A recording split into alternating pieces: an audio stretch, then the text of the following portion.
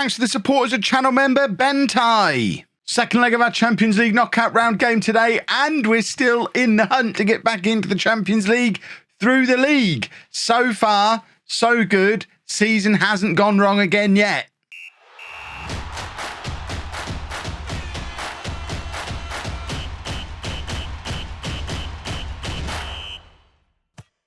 Hello and welcome to Club 3, Part 15 of Non-League to Legend. I'm Kevin. Coming up on today's episode, we have the second leg of our Champions League first knockout round tie against Napoli, and we're away against Swansea in the Premier League. Are we in a title race? Have we ever been in a title race? We're 7 points behind Chelsea. They've got 2 games in hand over us. We've only got 9 games remaining. I think we're probably not in a title race, but we've won stuff from weaker positions than this in the past. So you never know. This is what's happened since the last episode. Pretty decent form, apart from the seemingly compulsory, stupid draw against a team we could have beaten. If we'd have eliminated this kind of stuff this season, we'd definitely be in a tight race. The draw there against Southampton, there's another one there against Villa, one there against Norwich. They're all at home. It's frustrating. Drew against Bournemouth there. Too many of these silly little draws in games that we should have won. That's what we need to eliminate for next season if we don't end up winning everything. We're not going to win everything this year. We're going to try and get as far as we can. I don't expect to actually win anything this year, but you never know. So we're going with Gilo in goal, a back four of Saka, Tamaya, Asante and Remy. Yep, it took, an episode to have Saka back in at left back and Asante as a centre back? I want to talk about it. And we've got Martinez and Barrow in midfield, Magno, Pedri and Camara supporting João Pedro up front. It's not necessarily a permanent change, but Saka is he's too good to not be in the team, but he's not very good at left back, and it's challenging. I don't know where we fit him in. We've got too many good players. Yeah, our squad is still quite small. If I ever master this rotation lark, we will be laughing. But it's been 25 years of playing Football Manager now, and I've not figured rotation out yet. So it's like squad rotation is like my kryptonite.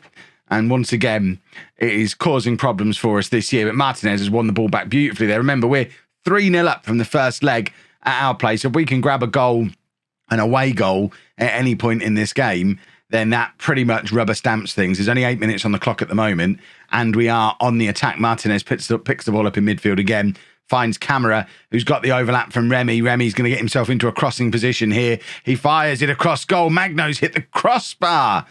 I mean, it was easier to score than miss there. Magno is about half a yard out, and he must have headed it almost directly upwards. If he just lets that hit him and bounce off, momentum carries it into the goal. Somehow he found a way to miss, though. It remains 0-0, but we've started brightly and still remain fairly comfortable in the tie. And just as I speculated in yesterday's episode, despite Napoli being 3-0 down and this being their home leg, they're showing absolutely no ambition. They've had one shot, it missed. They've got an XG of 0.03. This is my big criticism of the AI in FM21. And I've not noticed it necessarily in previous years, but this whole game management thing from the AI, it definitely seems like it needs a tweak, because Napoli should be attacking us here. They're 45 minutes away from being knocked out of the Champions League. They have to score at least 3 times, and they're not even trying to get forward. And I just can't imagine in real life any team playing the game now the way Napoli are playing it. What's the point of playing not to lose in a situation like this, where not losing isn't good enough? Watch them go and beat us in the second half of a tactical masterclass. It was like the Posh game earlier in the season again, where they just frustrated me. Perhaps they've seen that I get frustrated when teams defend too much, start changing things myself, and that's when they can come and beat me. But fingers crossed, I just have to hold my nerve, hold my ground, not get frustrated, knowing that we beat them 3-0 in the first. Oh, here we go. It's happening. The frustration's setting in. It's their first shot on target in the entire game.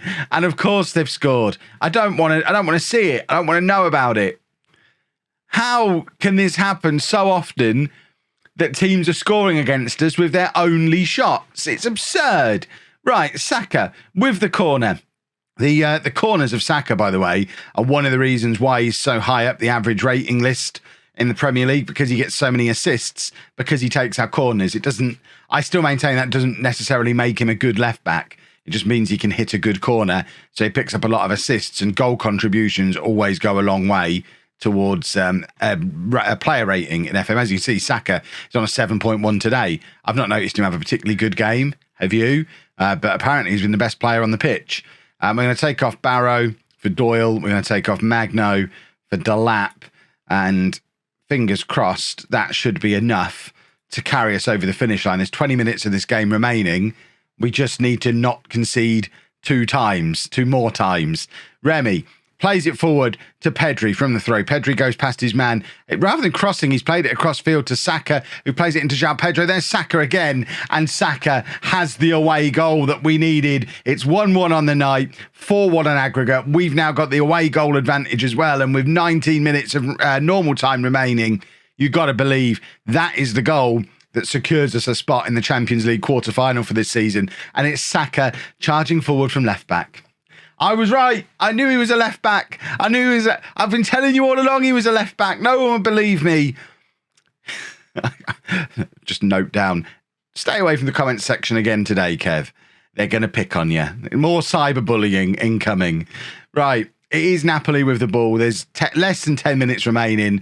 If we throw this away from here, I won't upload the video. So you know that if you're watching this, that means we didn't throw it away because I couldn't cope. I just couldn't cope with the backlash if we somehow managed to throw this away from this controlling position that we're in here. But it is Napoli with the corner. And I mean, there's always the chance that we could make a real meal of it and still somehow sneak through, but ruin our morale in the process. That feels like quite an Arsenal thing to do. We're defending these corners quite well, though, but it is back out with the corner taker again. And we give away another corner. This is 3 in a row now for Napoli. Sooner or later, they've got to either make the breakthrough or plan for something else, because these corners aren't really working for them. We'll let them take corners all day long because they're not getting anywhere with them. But they do come away with the ball again. But the highlight ends, and the next one is us with a throw deep into the Napoli half. It's Saka throwing it into Pedro, who's burst into the penalty area here and scored a really, really nice goal. 15th goal of the season for Pedro. He's not had to hit that hard. He's not had to run fast. He's just picked the ball up, used a nice first touch to take it past his man, and casual as you like, has just placed it into that far corner. He never looks like he's under any kind of pressure, never looks like he's got any urgency around him there. He's just entirely calm the whole time, knows what he's doing, knows it's under control, and we've won the game and the tie, and we are through to the knockout rounds. We're already in the knockout rounds. We're through to the quarter-final of the Champions League. I think we'll get the draw for that momentarily.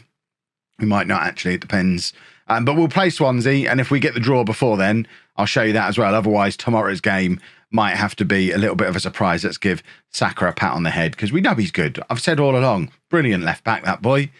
Right, we haven't had the draw yet, but it's coming, probably. Well, no Champions League quarter-final draw. We'll have to have that as a surprise in Monday's episode, but we have made a few changes for the Swansea game just to continue to try and maintain fitness levels. We were supposed to take camera off in the last game. Did we? I don't remember. We've got Tomea coming in at right back, though, so Remy can drop out and have a little bit of a rest. We've got Almada coming in for Pedri. Delap comes in for Magno, so Pedro drops out onto that left wing. And I do need to make... We did bring Alberto on for camera. I remember doing it. We need to make sure we do it again fairly early on in this game. The job for this match, get the game won early and start rotating and resting players again, because we've got big Champions League games to come. There's obviously...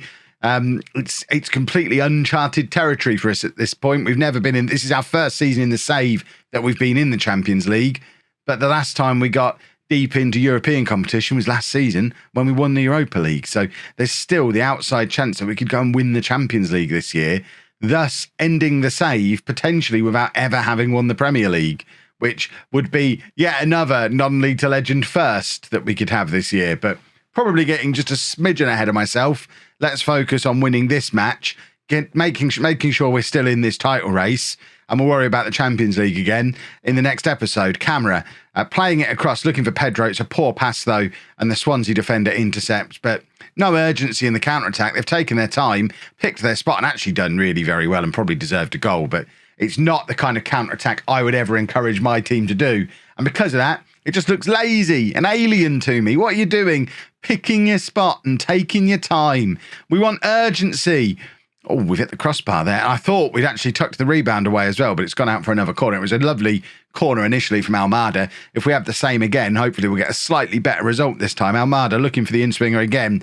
This time, though, it's the Swansea defender who heads clear. And looking at the league table, why haven't we got latest scores on? Because looking at the league table, it looks like Chelsea and Manchester United, both with games in hand above us. But Chelsea are playing now. They're away against West Ham. So, in fact, West Ham beating Chelsea currently, which does make things a little more interesting as part of this run-in.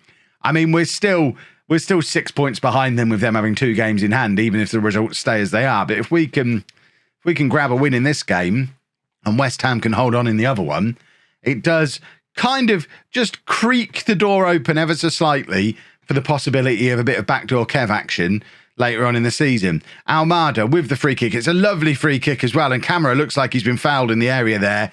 He's been bundled over as the free kick has been floated in. And I think we are winning a penalty. The referee is just checking the tapes and the penalty has been given. I'm not sure who's taking it. João Pedro probably taking it. Is that no, it's Almada. He doesn't usually start, so he doesn't usually get to take him. He's wrong-footed the goalkeeper. It's a very, very confident penalty, and it's 1-0 to Arsenal on 48 minutes, which, if Chelsea are still losing, will bring that gap at the top down to 4 points. We obviously also have Manchester United sandwiched between us that we need to worry about as well, and the no small matter of the games in hand.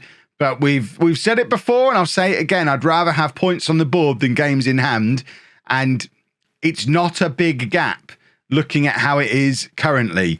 What I would have liked, though, at this stage of the game is to be maybe a goal or two better off so that we could start taking off some of the key players and saving them for the Champions League. But we're only 1-0 up, and I'm already starting to think, right, we probably need to get some of these guys off. Delap has the shot that forces it. I think it's gone out for a corner again. João Pedro is probably someone who needs to come off. Camera definitely needs to come off. Delap should be okay playing the whole game because he didn't start in the Napoli game. It's Saka with the in-swinger this time, and it falls to João Pedro on the edge of the area for potentially his last touch of the game, because I am toying with the idea of bringing him off. We might just leave everyone on for 5 more minutes. I'm looking at all these fitness levels. There's no one in the red yet, so I think we're probably okay. If we were 2 or 3 up, I'd make the changes now. As it is, we'll wait for them to get into the red. Delap keeps it in well, and that is a very, very well taken goal again. João Pedro, for the second match in this episode, just showing such calmness and composure inside the 6-yard box, because he could have very easily picked this ball up from Delap and just leathered it across goal. But instead, he's noticed Almada in a much better position and just slots it across for him. An easy tap in for Almada. João Pedro is hitting form at exactly the right time. Saka now on the left, looking to get a cross in. He's got Almada there. Romario, Barrow, that's his name, isn't it? Was in there as well. And Rui Camera scores the header. He makes it 3-0. And now I think probably is the time that we can make some of these substitutions. So we can bring on Carlos Alberto for Camera. We're going to bring on Doyle for Barrow. And for my final substitution, I'm going to take off João Pedro, get Magno back into the mix again. And at 3-0, pretty happy to make sweeping changes. We'll have a look at this goal again, though. Because we were queuing up to get this cross in. I thought it was coming back to Almada, but it's actually Barrow who hits the cross. And then Camera just positions himself perfectly. A 20th goal of the season now for Camera. He might well be our top goal scorer. I know João Pedro got his 15th, didn't he, in the last episode, in the last match. Has Delap hit 20 goals yet? Or is Rui Camera, from the right wing, our top scorer? Considering Magno's probably into double figures as well, our whole front four really are proving to be excellent goal-scoring threats. Tamea with the cross, and Magno at the far post can't keep his header down. Once again, becoming a little bit of a theme with him. Can't keep his header down, but it doesn't really matter. We're 3-0 up. I don't even know how good Swansea are. Swansea are rock bottom in the Premier League. We've actually made quite hard work of this against a team that are rock bottom of the Premier League. But importantly, we have come here. We have picked up the victory. We have narrowed the gap on Chelsea, because it looks like their game is ending 2-1 to West Ham. So hopefully the Chelsea bottle job is on. We need a Manchester United bottle job as well. But for as long as we're still mathematically able to do it, we are still going to try and win the Premier League. I actually think I'd rather win the Premier League this year than the Champions League. I'm not ready for the save to end, but rules are rules. If we do accidentally win the Champions League this year, we are done. And I have to very quickly scratch around and figure out what to do next as a new series. I have a couple in mind. If you watch me on Twitch, we've talked about a few of them. So there's a couple in mind. Absolutely not ready yet, though. So let's... we probably should have just thrown the Napoli game. I'm not going to throw games. If we win it, we win it. And so be it. It's a nice problem to have. Let's talk in football cliches. Right, why is this game still going on? Are we going to score another goal here? This seems to be a very long highlight in a game that's 3-0 and it's completely one-sided and I don't really know. This feels like one of those extra highlights you get at the end to add tension because it doesn't look like either side is grabbing a goal off the back of it. And even if we are, the highlight could have started here and led to a goal, and I don't think we're missing anything by missing everything that's gone before it. Doyle, back to Martinez again. We're now hitting that 94th minute. They've done the tension building highlight at the end. What was that about? We got like an extra minute and a half of highlight at the end of that game for absolutely no reason. Right, as ever, we won't be having an episode tomorrow because it's non-league to legend on Saturdays, home on Sundays. So we'll be back on Monday at 4 o'clock with the Champions League quarterfinal. We don't yet know who we're playing, but it will be both legs of the Champions League quarterfinal on Monday. And then we'll see how the rest of the season is shaping up from there. There's some big league games coming up as well. Manchester United, Peterborough, Chelsea, Wolves, I think, are in the top 4 as well. Or they were. Man City have now taken their place. I mean, there's an argument for showing you every game we play for the rest of the season, but it's not a very good argument because that would be a lot of videos. But we'll see what I figured out by Monday's episode. If you've enjoyed that, please make sure you leave a nice big thumbs up on there for me. Subscribe to the channel for daily Football Manager videos. And thank you very much for watching.